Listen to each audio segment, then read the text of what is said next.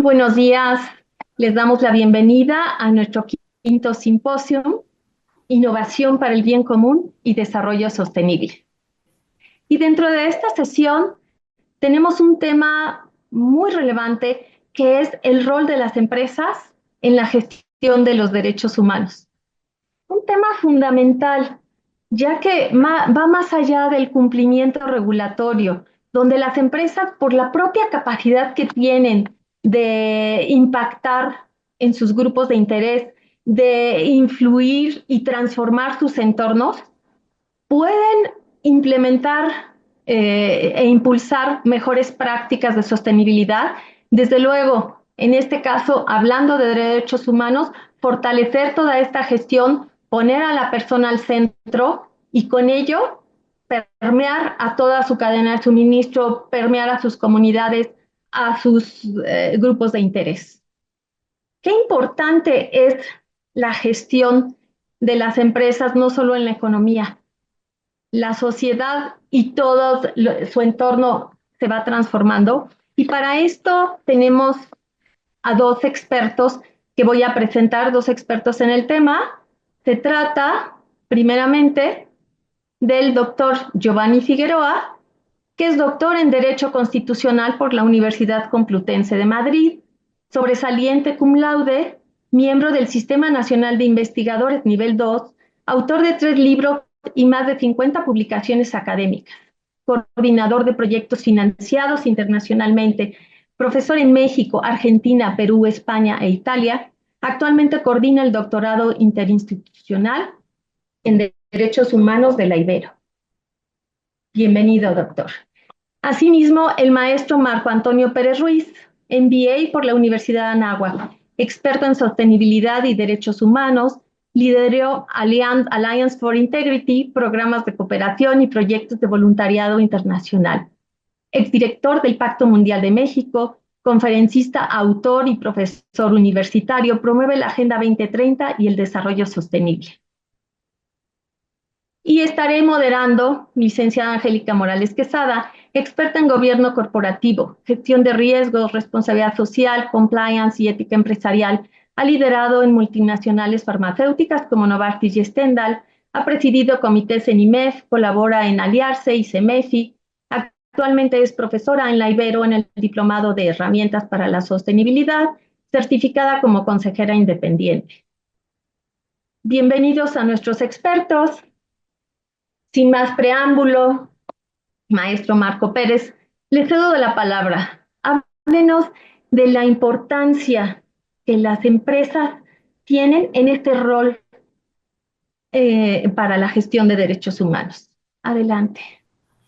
Muchas gracias, Angélica, y gracias a todas y a todos. Es para mí un honor estar en este simposio y hacer parte de esta formación académica reflexiva sobre el rol. Y a ver, aquí yo creo que es natural y es inherente qué papel puede jugar la empresa en el desarrollo. Si vemos el objetivo mismo del sector privado, pues es generar prosperidad, generar desarrollo, generar tecnología, generar riqueza. Por definición, es un papel fundamental, un nivel de corresponsabilidad con sector público y sociedad civil. Pero creo que si extendemos un punto más profundo de reflexión y de realismo, pues la realidad es que el sector privado también juega un papel para desarrollar estas oportunidades que lo que mencionaba son estos potenciales impactos positivos que por definición la empresa desarrolla y gestiona y que va a ser el mejor puente para el desarrollo. Pero también siendo realistas, la empresa puede tener un impacto potencial y realista negativo en ciertos derechos, en derechos humanos, en derechos laborales, en derechos ambientales, y eso para nada es algo exclusivo de una empresa única, es algo que cualquier operación empresarial pues tiene el potencial. Esto es hablar de riesgos, no es algo que seguramente pasará. Entonces, aquí es fundamental que la empresa asuma esta responsabilidad, esta conducta empresarial responsable, porque pues es una manera, si lo hablamos desde la narrativa del sector privado, de hacer más eficientes, más eficaces, más sostenibles, de mitigar sus riesgos y de operar de una forma más transparente. Si lo hablamos de fines comerciales, pues de ampliar relaciones con nuevos incentivos y nuevas tendencias tanto con las y los consumidores como con los nuevos mercados. Entonces existe todo un ecosistema y un panorama que facilita el por qué la empresa debería trabajar estos temas. Y aquí me gustaría, Angélica, que me permitas hacer un poco una reflexión del rol de las empresas en estos, no sé, 3, 4 décadas en México principalmente, que han venido trabajando temas con desarrollo. Si nos vamos, no sé, a los años 80, 90, muchas veces parecía que lo que las empresas podían impactar era una agenda de filantropía. Y aquí en México ha estado muy fortalecido, ¿no? Tenemos al CEMEFI con una trayectoria impresionante y fortaleciendo a la sociedad civil, el rol de las empresas y estos distintivos que han marcado un parteaguas como el de empresas socialmente responsables sobre el rol que la empresa puede ir tomando hacia allá, ¿no? Y que pues esto también surge mucho de un contexto después de desastres naturales y de incluso estas movilidades sociales. Y eso abrió mucho el contexto de cómo la empresa podía asumir y tener incluso un valor agregado, una triple ventaja para impactar algo más positivo. Después también lo mencionábamos, hablar del Pacto Global de las Naciones Unidas, que da un poco un rumbo en una agenda de desarrollo, hacia dónde llevarlo, trabajando con sector público y trabajando con metas compartidas con todo el planeta, prácticamente con diferentes responsabilidades. Eso también lleva a ESG y a nuevas métricas de gobierno corporativo y de compromisos concretos. Pero yo creo que ahora el parteaguas a lo que nos estamos enfrentando en un mundo post-pandemia, en un mundo tan globalizado y con estos retos geopolíticos con los que nos enfrentamos, también es que la empresa suma estos potenciales impactos negativos. Ya no solamente hablar de lo bien que hacen o del valor agregado o de un potencial voluntariado o de una campa altruista, filantrópica, porque eso evidentemente es loable y es algo bastante admirable, necesario, urgente, pero que a veces está el riesgo, permíteme decirlo así, de que opaque y que parezca que ya con eso es suficiente. La empresa, como cualquier operación humana, siempre va a tener el potencial de tener impactos negativos, ¿no? Ambientales, humanos, laborales, de derechos humanos. Y a veces cuando uno habla de derechos humanos parece un tema tan abstracto, tan complejo, tan ajeno, que uno dice, bueno, yo mejor ni meterle por ahí, o todos son derechos humanos. Si hablamos de derechos de la mujer, derechos de las y los niños, derechos ambientales, derechos laborales, derechos de libertad de asociación, pues pareciera que es redundante con lo que las buenas prácticas que las empresas ya tienen en diferentes campos. Aquí lo importante es utilizar la narrativa adecuada, de dar un proceso, de dar una respuesta, de dar una diligencia, ¿no? Por eso lo hablaremos más adelante cuando se hable de debida diligencia, el rol que la empresa puede asumir en su cadena de suministro, en sus operaciones y atreverse a hablar de estos potenciales y reales impactos negativos. Yo creo que ese es el cambio de paradigma, el cambio de rol, de responsabilidad compartida y también como sociedad de permitirnos escuchar que las empresas tienen estos impactos, porque a veces hay foros en donde la empresa o presenta todo lo positivo que hacen en informes de sostenibilidad, pero que ya pierden un poco de impacto porque ya estamos acostumbrados a esa narrativa y no es un diálogo realmente. Y están del otro lado los foros en donde la sociedad civil principalmente acusa al sector privado de violaciones y de impactos, que también es necesario, pero aquí lo relevante es dar el espacio para escuchar y dialogar y decir, esta misma empresa puede tener su lado positivo de filantropía y de sostenibilidad y puede también tener su impacto negativo en sus cadenas, ¿no? Y ahí es asumir este mapeo de riesgos, esta escucha a la persona y eso genera y necesita espacios de diálogo mucho más flexibles, mucho más disruptivos, mucho más reales, no tan radicales para llevar una conversación. No sé si estás de acuerdo, Angélica. Totalmente. Qué importante es visibilizar, darle visibilidad a toda esta parte de los derechos humanos dentro de cada organización, no solamente asumir que ya están intrínsecos en las políticas, intrínsecos en las prácticas laborales, sino visibilizarlos y tener todas las herramientas necesarias. Pero pasando a la parte del marco regulatorio y normativo en México, ¿cómo convergen los principios rectores de Naciones Unidas? ¿Cómo converge el sistema universal de derechos humanos? ¿Y cómo ha evolucionado nuestro marco regulatorio en tema de derechos humanos? ¿Qué nos dices, Mar? Qué bueno que mencionas los principios rectores. Yo creo que ese debe ser un punto de partida y creo que también ayuda bastante el reconocer que existen ya instrumentos internacionales que dan una brújula y que reflejan un trabajo técnico, práctico idealista, pero con deberes, como son estos instrumentos internacionales que dan un rumbo. Y estos principios rectores de Naciones Unidas podemos decir que tienen tres grandes pilares. El primero va para los estados, porque típicamente cuando hablamos de derechos humanos, pues es la responsabilidad de los gobiernos el asegurar que existan, ¿no? Las responsabilidades de los estados. Pero eso para nada exime a los demás actores. Para el sector privado, el segundo pilar de los principios rectores es hablar de respetar los derechos humanos. Esto ha abierto diferentes conversaciones, sobre todo entre los más ortodoxos académicos que vienen trabajando estos temas en los últimos 12 años, desde el 2010-12, que fue cuando estos principios rectores se presentaron, en donde parecía muy tenue que la responsabilidad del sector privado fuera solamente respetar los derechos humanos. Pero pues aquí es reconocer que la responsabilidad cae en los estados. Pero por eso existen algunas políticas públicas, algunas recomendaciones que estos principios rectores dan para que las empresas, este respeto no se quede tan descafeinado, por decirlo así, tan tenue, decir, bueno, yo lo respeto como un saludo a la bandera, como un tema que lo cumplo, no una checklist, pero que realmente sea que una empresa asuma su corresponsabilidad en sus potenciales impactos negativos. Y por eso ahí las políticas públicas juegan un papel clave. ¿Qué es lo que recomiendan los principios rectores de Naciones Unidas?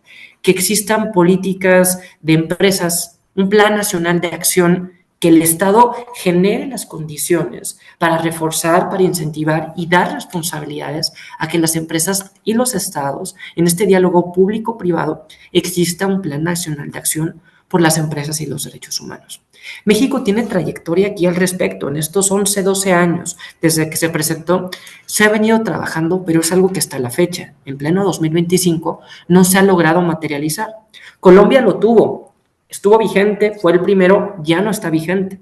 Chile lo está trabajando y tiene ya un plan y una política nacional de empresas y derechos humanos.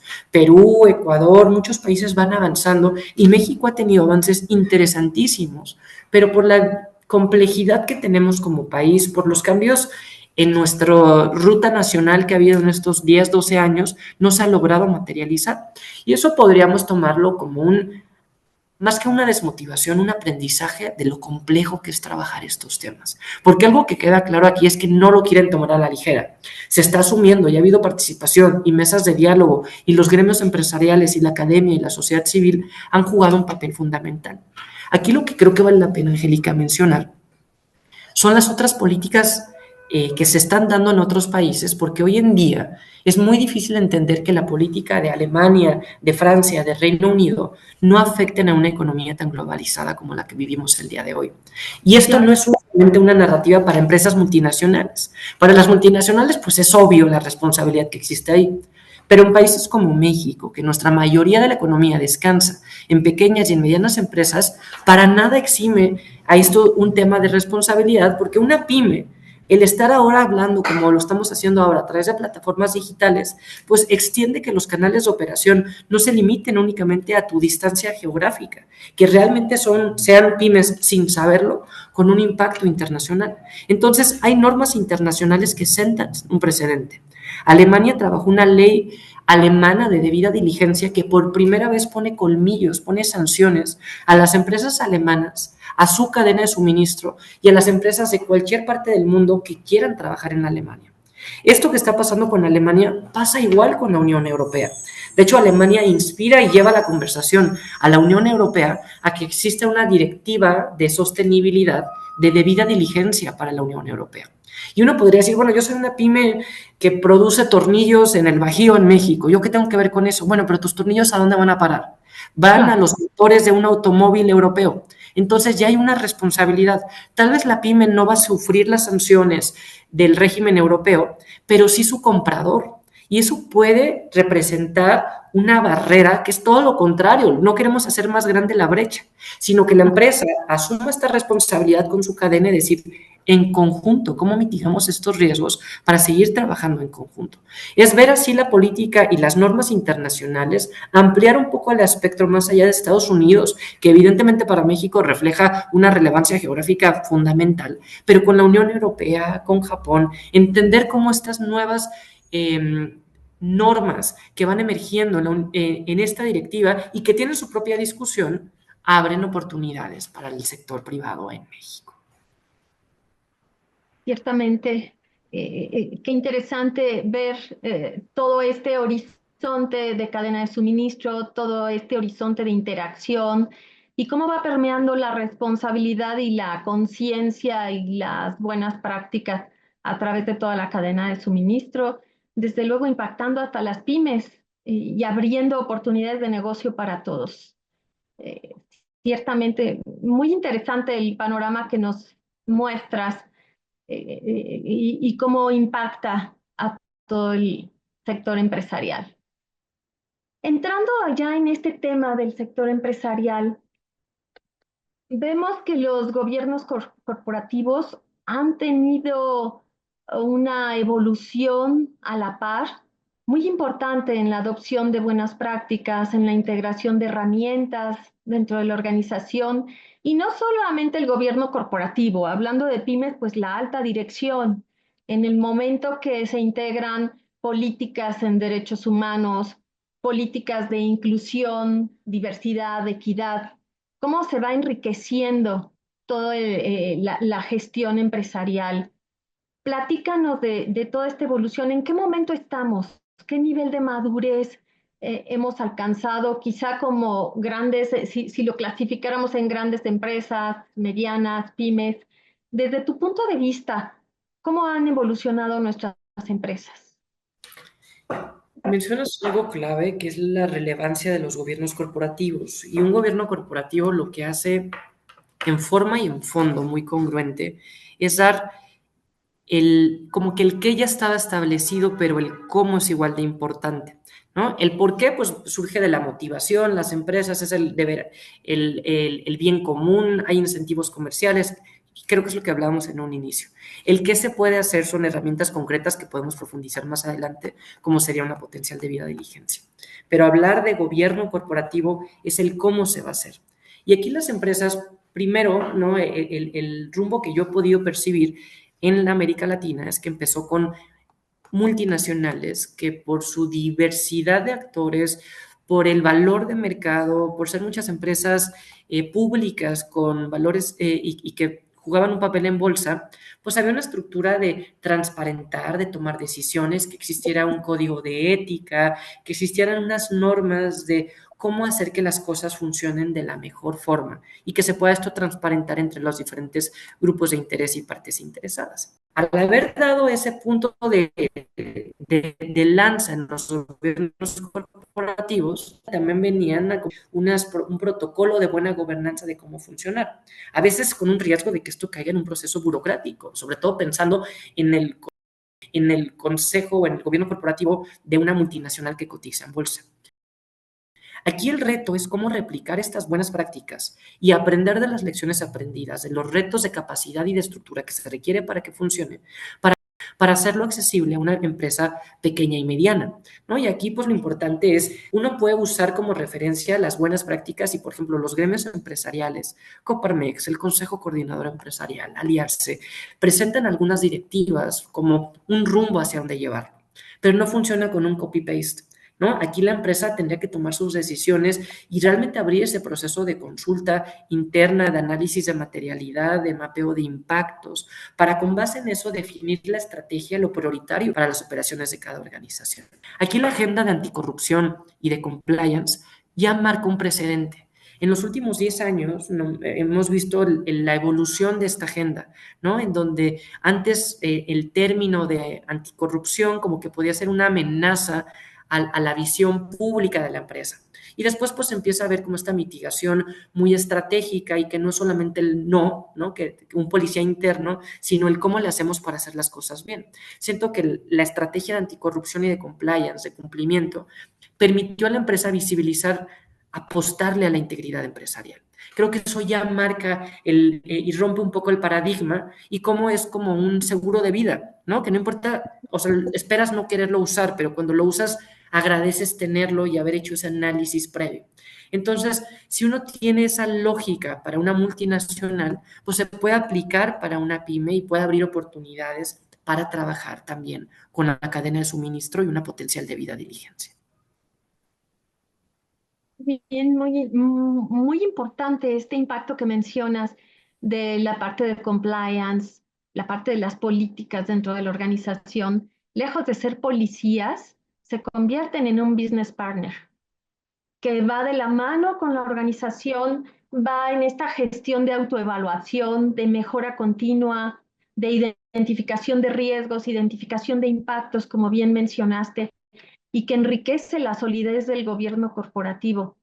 Algo muy importante que ahorita me gustaría que abordáramos este tema de transparencia y rendición de cuentas, porque al final de toda esta gestión que se tiene dentro de la organización, el tener decisiones informadas para la alta dirección, para el gobierno corporativo, para los accionistas, para el consejo de administración, es fundamental. Esto al final va a redundar en una serie de beneficios que vamos a hablar al cierre de nuestra charla, pero ¿qué podemos decir en términos de transparencia, rendición de cuentas y un tema central que es la gestión de riesgos? ¿Qué nos dice? Gracias, Angélica. Creo que aquí, a ver, la transparencia típicamente se percibe como un medio, ¿no? Más que un fin, y esto es importante así mencionarlo, porque ¿por qué transparento las cosas? Porque es un ejercicio realmente para generar confianza en tus diferentes grupos de interés. ¿A quién voy a transparentar? Transparentar con los socios, transparentar con las y los consumidores, en donde en un mundo como hoy, con redes sociales, tenemos acceso a información que realmente nos puede llevar a privilegiar más allá del costo-beneficio de yo consumir o hacer parte de algún tipo de ideología cuando consumo alguno de los productos, servicios que ofrece el sector privado. Entonces, la transparencia aquí abre este camino y tú mencionabas ahora el análisis de riesgos. En la agenda de anticorrupción, de lucha contra el soborno, de cumplimiento, típicamente es cómo una empresa puede mitigar los riesgos, que es lo que cualquier empresa quisiera para hacer más eficientes sus operaciones, para proteger ante cualquier eventualidad, para que si se materializa alguno de estos riesgos, tengan ya medidas previas para que el impacto sea lo menos. Esto es parte de la naturaleza del sector privado y de tener una estrategia, una gestión de riesgos, pero una gestión de riesgos de cumplimiento y de anticorrupción, pues van los riesgos de la empresa, ¿no? ¿Qué riesgos tengo de caer en un soborno, en un conflicto de interés, en ser parte de un lavado de activos? ¿Qué riesgo tengo de estas denuncias, ¿no? Eso queda claro.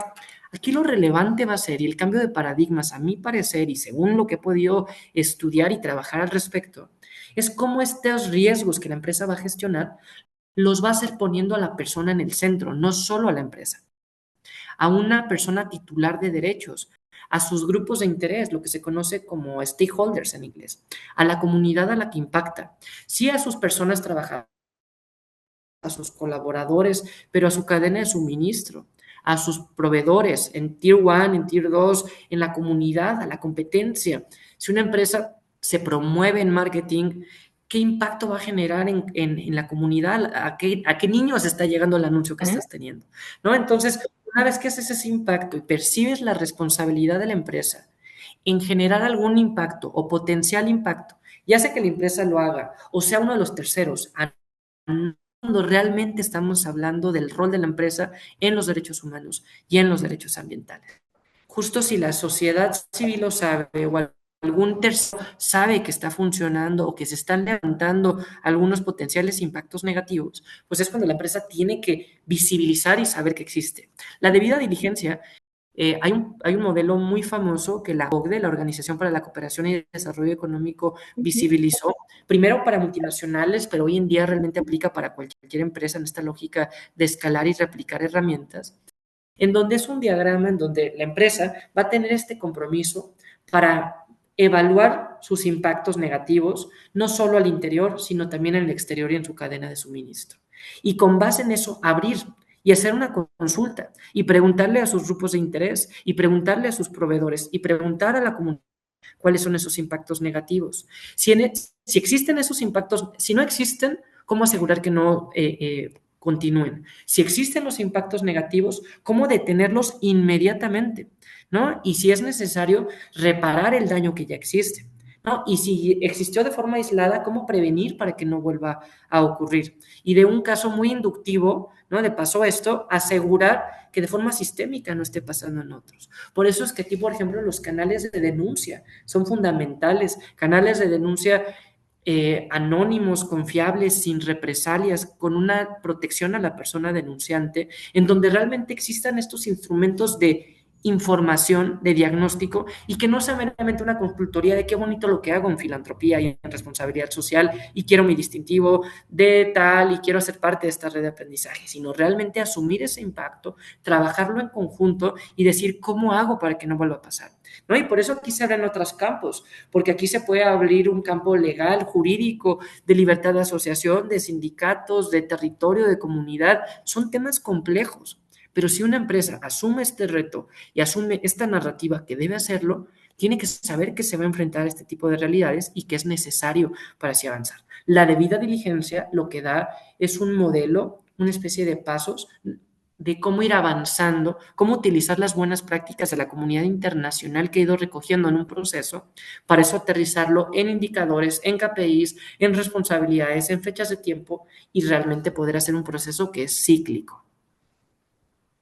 Y transparente, ¿verdad?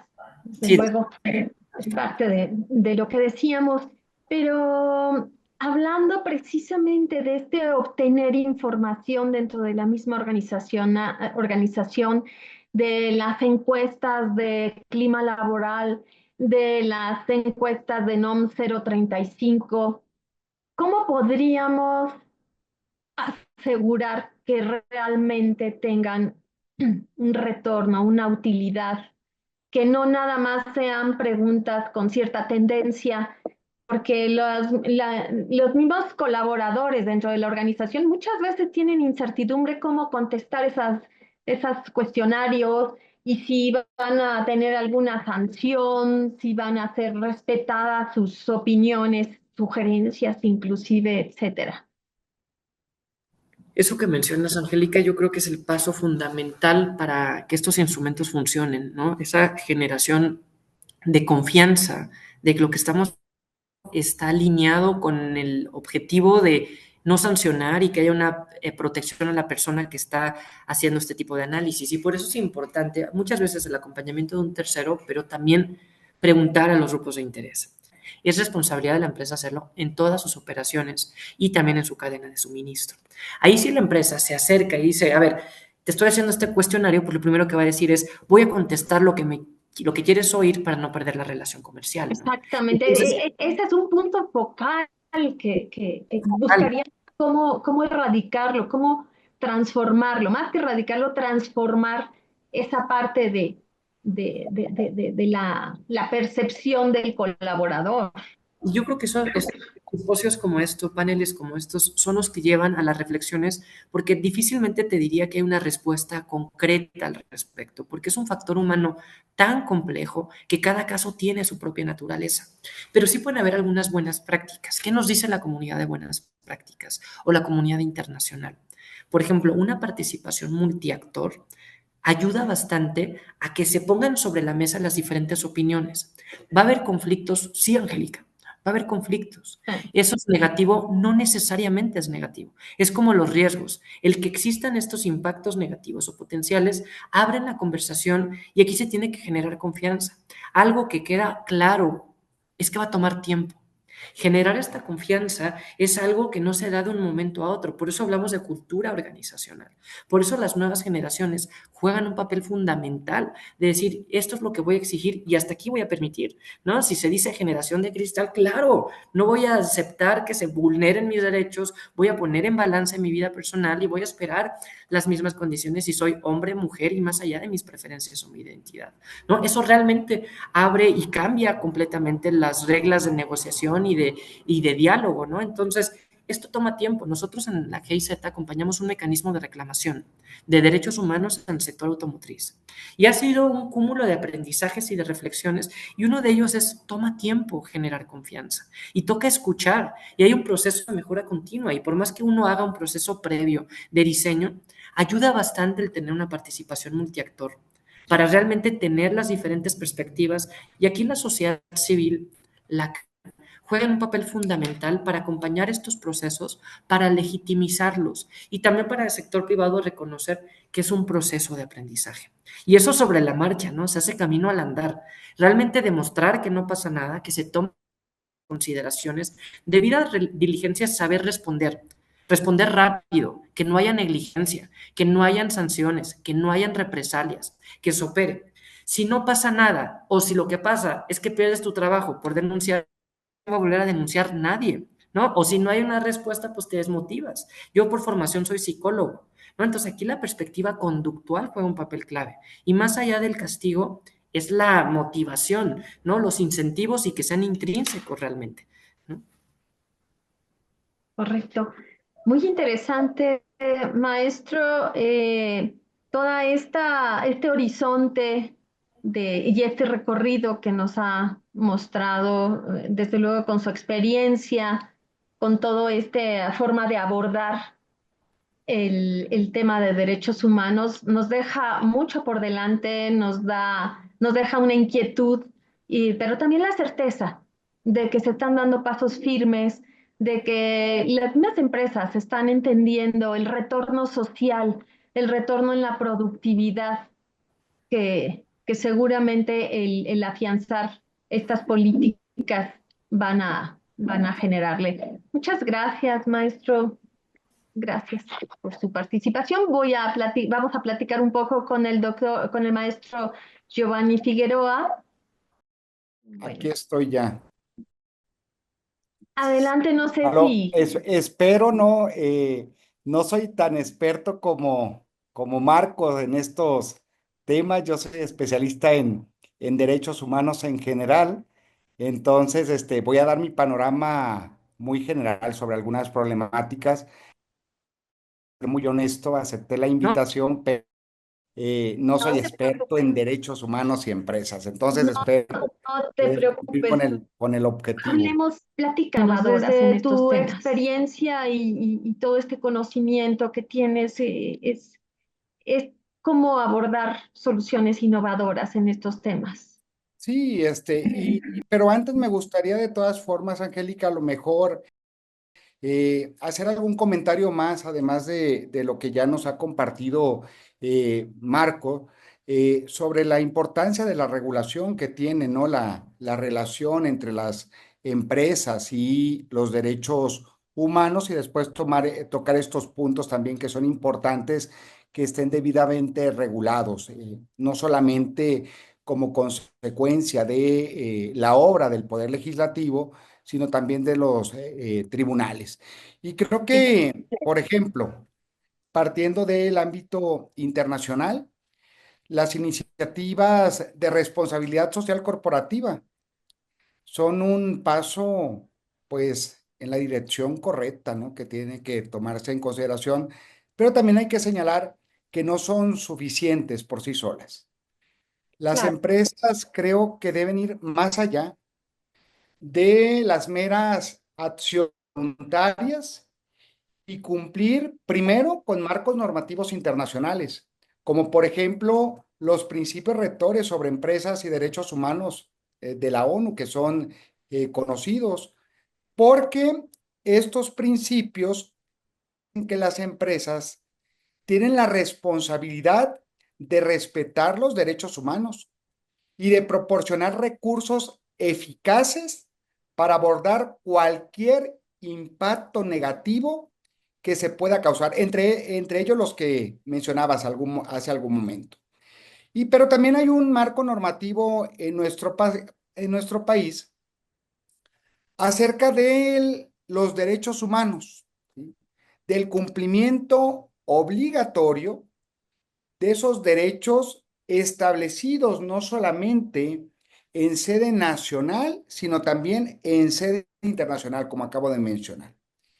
Y ello lo encontramos, por ejemplo, en el derecho administrativo, en el derecho civil, en regulación en materia penal. Así que no necesariamente se parte de cero en nuestro país en este sentido. Y ello a pesar de que no tenemos una regulación específica para regular la conducta empresarial en materia de derechos humanos, sí hay marcos legales que se pueden usar, por ejemplo, en los temas de discriminación, de consulta previa de los pueblos originarios, de los pueblos y comunidades indígenas. Esa consulta debe de ser libre, informada, pero también manifestaciones de impacto ambiental, daños y perjuicios, delitos vinculados a derechos humanos. Y para proteger los derechos de la clase trabajadora, se debe incluir la promoción de la igualdad de género y la no discriminación. Las empresas, considero, deben crear entornos de trabajo inclusivo, donde todos los empleados tengan igualdad de oportunidades, independientemente de su género, de su raza o incluso de su condición, de su orientación sexual. Eso no solo es un imperativo moral, sino que también mejora la productividad y la innovación dentro de la organización. Claro, es parte del retorno social y de productividad que Un gran decíamos. reto. Y háblenos en términos de impacto legal, como usted menciona, acerca del acoso. Las empresas han establecido incluso lineamientos para combatir diferentes tipos de acoso. Aparte del acoso laboral, el acoso o el hostigamiento sexual. Sí. Entonces, a veces se queda corta la normativa, pero ahí es una labor importante que han estado afianzando las propias empresas para no permitir este tipo de acoso.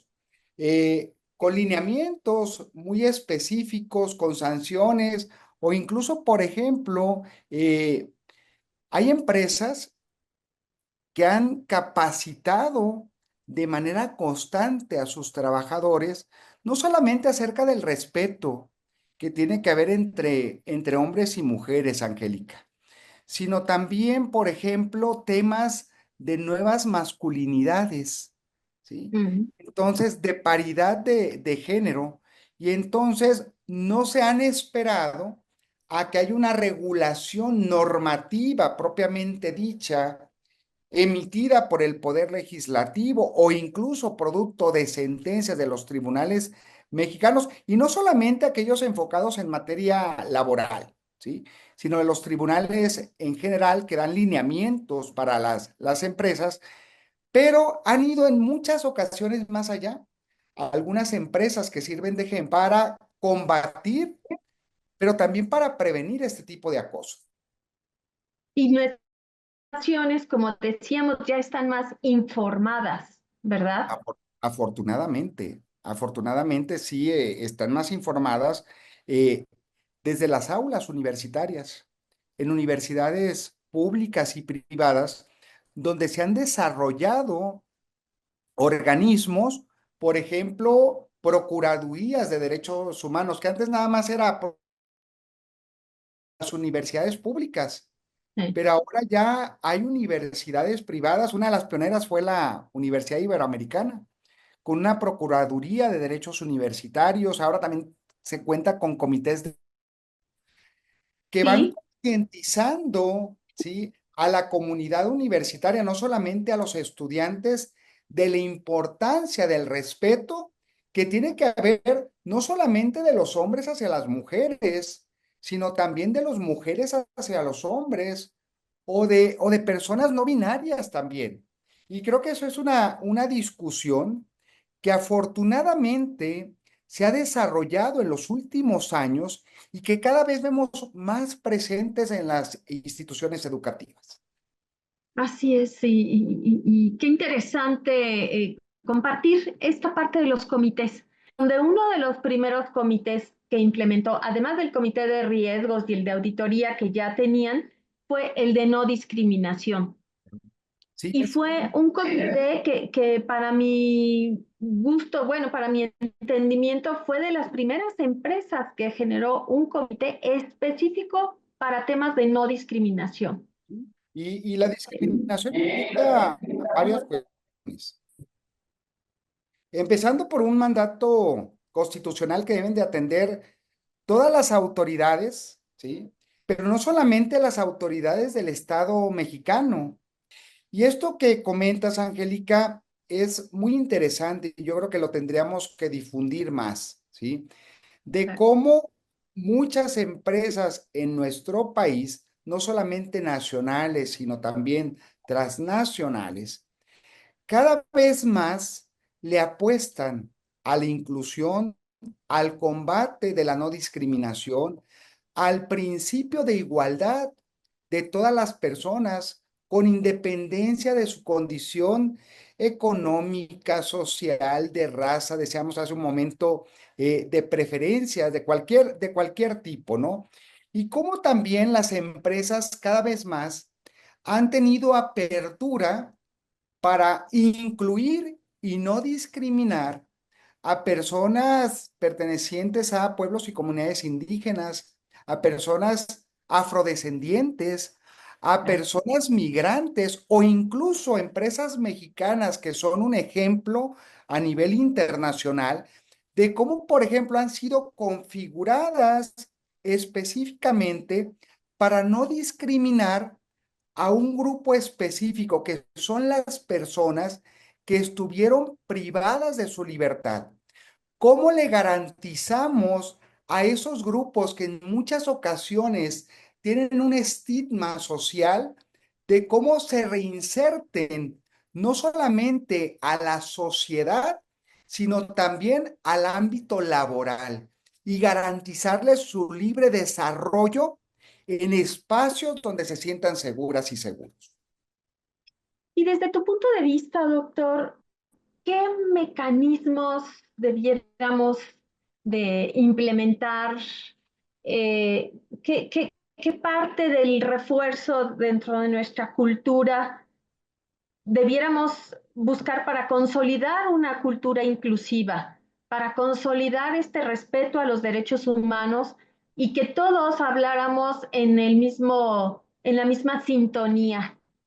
Porque Pues visto está que, perdón, muchas empresas te pueden decir yo sí tengo implementado el respeto a derechos humanos, sí tengo implementado no discriminación, una cultura inclusiva, pero habría que ver, esto lo comento desde el punto de vista de auditorías, consultorías, que viendo desde un foco un poquito más de lejos y con una lupa también durante las auditorías, nos damos cuenta que hay diferentes niveles de entendimiento en esta materia. ¿Qué debiéramos implementar para consolidar e impulsar esta cultura inclusiva?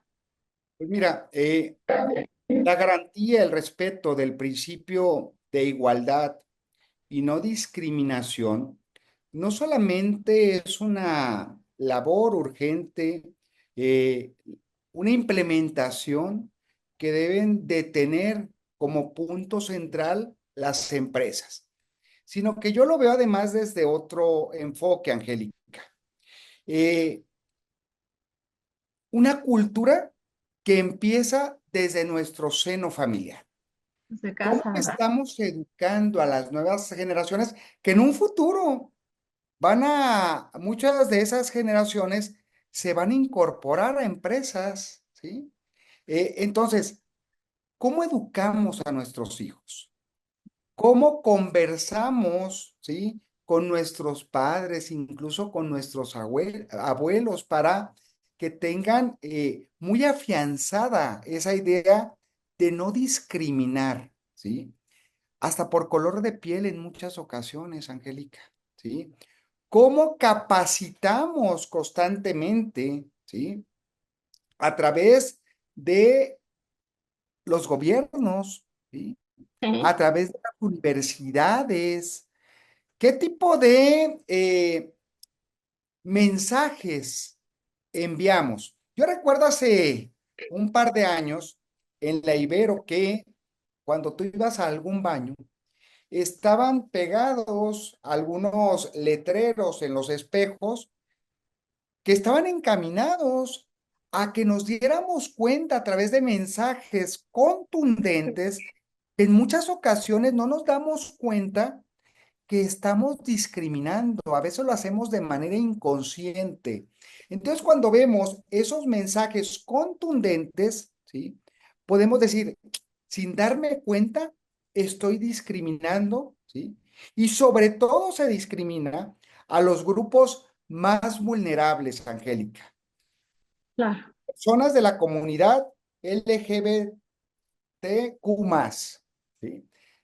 Personas pertenecientes a las comunidades indígenas, en muchas ocasiones incluso a las mujeres, ¿sí? Que por un trabajo igual reciben un salario menor. Y esa es una forma de discriminación también.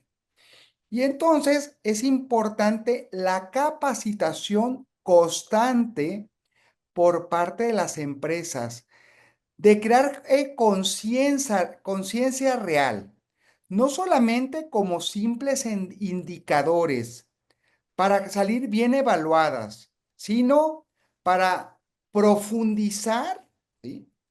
En primero evidenciar las malas prácticas y después combatirlas para evitar la discriminación que sigue desafortunadamente estando presente en nuestro país. Muchas gracias, doctor. Tu opinión y tu experiencia que nos compartes muy, muy importante en todos sentidos. Eh, ¿Cuáles serían, ya para terminar o ir hacia el final de nuestra charla, cuáles serían los siguientes pasos? ¿Cómo las tecnologías, la inteligencia artificial, el uso de tecnologías para nuestras bases de datos, para nuestras evaluaciones, nos llevan a siguientes pasos, a una siguiente etapa? Tenemos un gran reto, ¿sí? De garantizar el derecho a la privacidad, ¿sí? Creo que eso Ujú. es algo que podríamos poner en el centro también. ¿Cómo se protegen nuestros datos personales?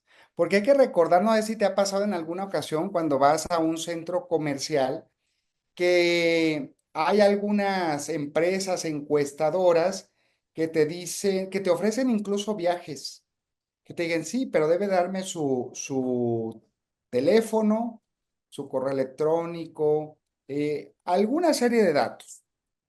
Y muchas veces las personas confiadas dan sus datos, pero desafortunadamente varias empresas, incluso del ámbito educativo también, Angélica, lo que hacen es comprar esas bases de datos, ¿sí?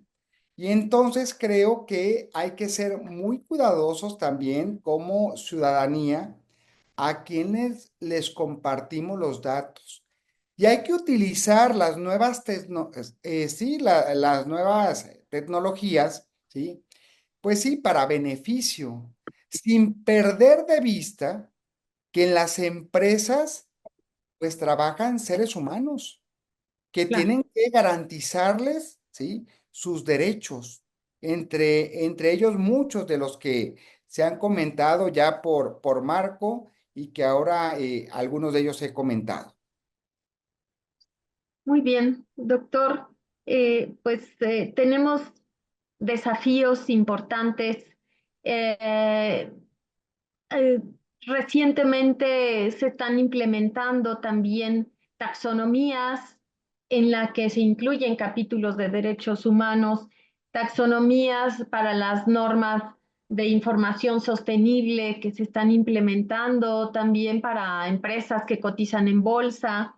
¿Qué nos dices acerca de esta taxonomía? Y en nuestro país, ¿cuáles serían los siguientes pasos en orientación a esta tendencia que llevan sobre todo los países europeos? Mira, hay muchos retos y uno de ellos, retos, desafíos, como le queramos llamar, ¿sí? Es el relativo al impacto ambiental de las actividades empresariales. que también está íntimamente relacionado con los derechos humanos. La degradación ambiental puede afectar gravemente a comunidades enteras, privándolas de recursos esenciales como agua y tierra. Y las empresas deben adoptar prácticas sostenibles, responsables, asegurando que su impacto en el medio ambiente no comprometa los derechos de las personas. Podemos ver que dentro de la misma empresa, todas las prácticas de protección al medio ambiente, muchas veces los materiales a los que están expuestos los colaboradores, las plantas productivas, qué importante es que tengan todos los mecanismos de protección para trabajo en las alturas, el equipo de protección personal que establece la regulación de protección civil y muchas otras regulaciones que hablan de salud y seguridad en el trabajo, las comisiones mixtas de seguridad e higiene en las empresas. Son mecanismos que definitivamente han venido a fortalecer toda esta obligación por parte de la empresa en la protección del colaborador, en ofrecer un ambiente seguro, un ambiente sano para sus colaboradores y finalmente ir más allá hacia el bienestar de la persona. Esta parte del bienestar, platícanos desde tu punto de vista ya para ir a conclusiones.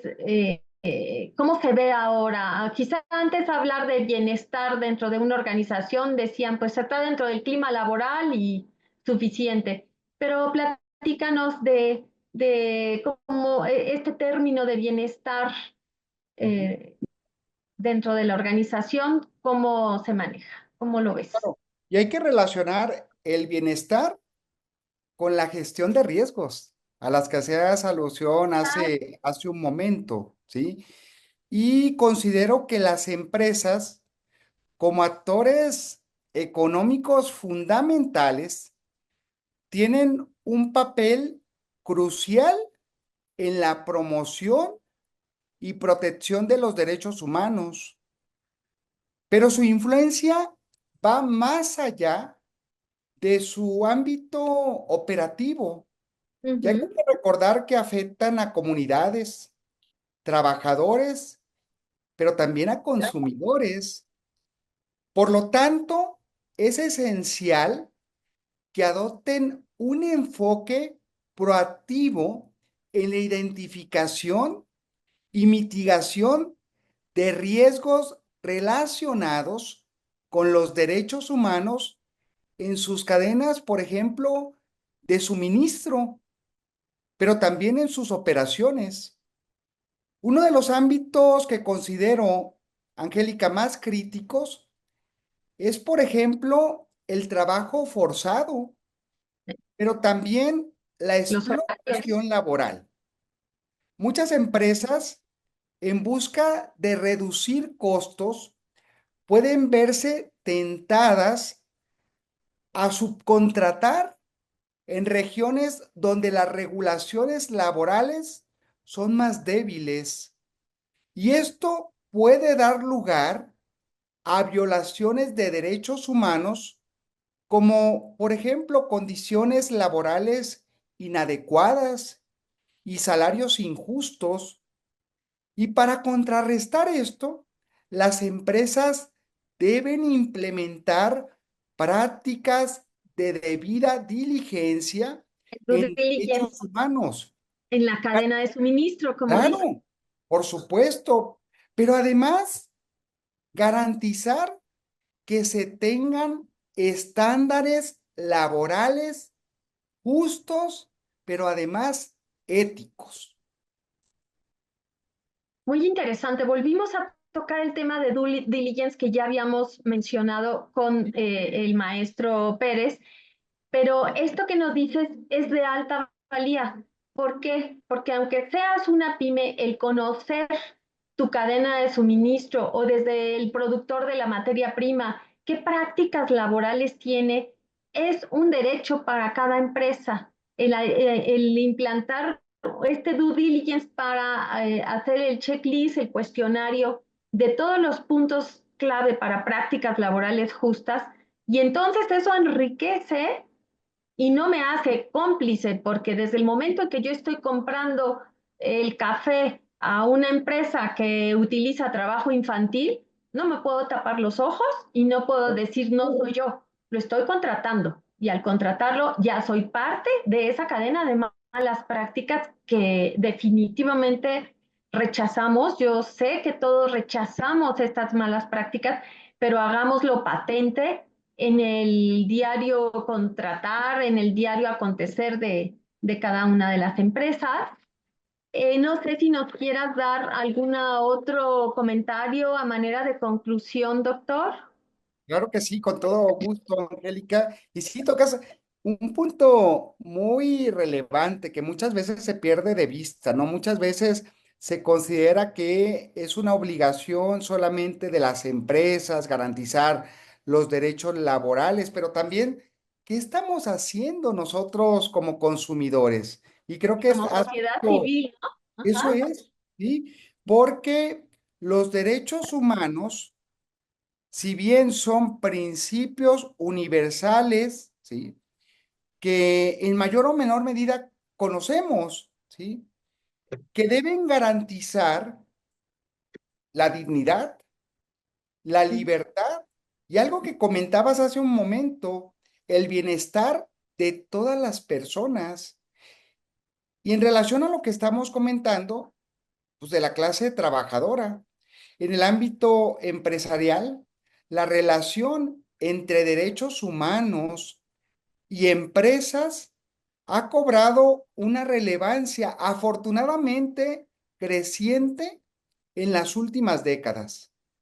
La globalización y el crecimiento del comercio internacional han creado nuevas oportunidades, pero también desafíos importantes para proteger los derechos humanos.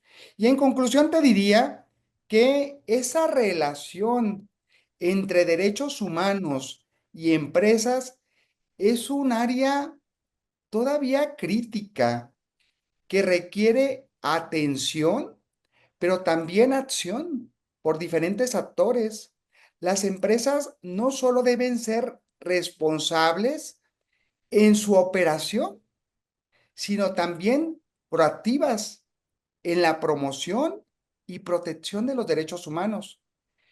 Esto creo que no solo contribuirá al bienestar de las comunidades y al desarrollo sostenible al que se hacía alusión hace un momento, sino que también generará confianza y lealtad entre los consumidores, los empleados, pero también entre los inversores, y un compromiso genuino con los derechos humanos puede convertirse en una ventaja competitiva en un mundo que debe ser cada vez más consciente del compromiso que le corresponde a cada uno. Ciertamente. Ciertamente, doctor, me quedo con tus palabras como un llamado a la acción.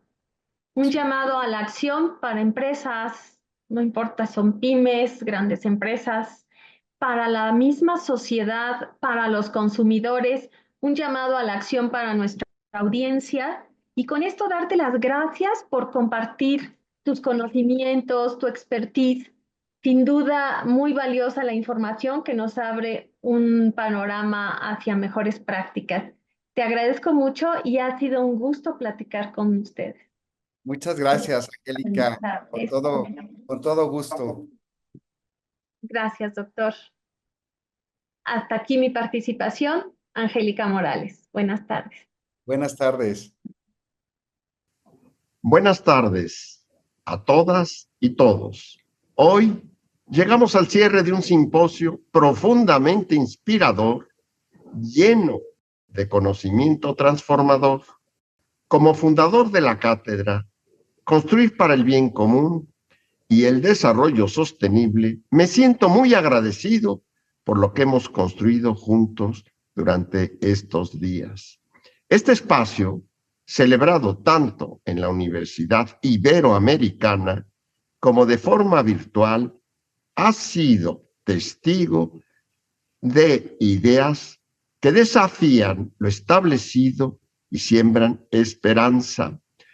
Hablamos de emprendimiento y liderazgo global, de sostenibilidad, de biodiversidad, de inclusión, innovación, edificación sustentable, derechos humanos y sobre todo del compromiso que debemos tener con el planeta y con las personas.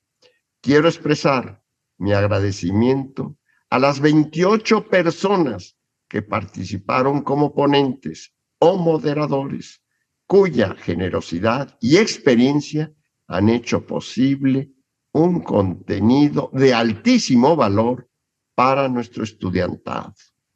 Gracias también al equipo organizador, Azucena Betanzos, Sandy de Garay, Walter Cele, Norma Hernández y Tomás Sánchez de la Concha por su entrega y visión, a mi equipo de trabajo, al equipo de transmisión y a todas y todos los colaboradores de la universidad que hicieron posible el evento. Como decimos, mi esposa y yo, las cosas no se hacen solas. Siempre hay personas que se comprometen y se ponen manos a la obra. Para cerrar, quiero dejar una reflexión. En tiempos donde abundan los discursos vacíos, actuar con propósito y desde el bien común es un acto de valentía y en cada ponencia ha brillado esa valentía. Felicito a las personas congruentes y resilientes que trabajan cada día por construir un mejor futuro. Porque construir para el bien común es una decisión cotidiana. Como diría el apóstol San Pablo, no nos cansemos de hacer el bien, pues a su tiempo cosecharemos. Muchas gracias. Gracias. Gracias.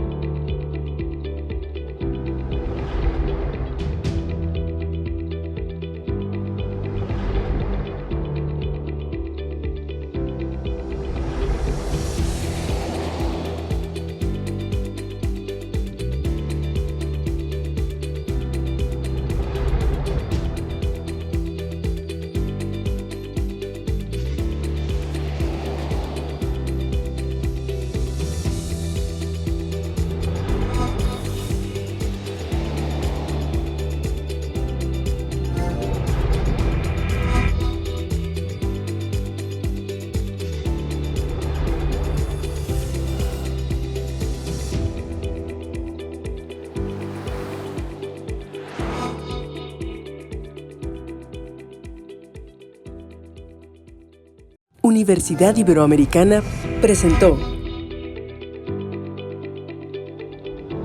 Quinto Simposio, Innovación para el Bien Común y el Desarrollo Sostenible. Cátedra, Construir para el Bien Común y el Desarrollo Sostenible. Nicolás Mariscal Torroella.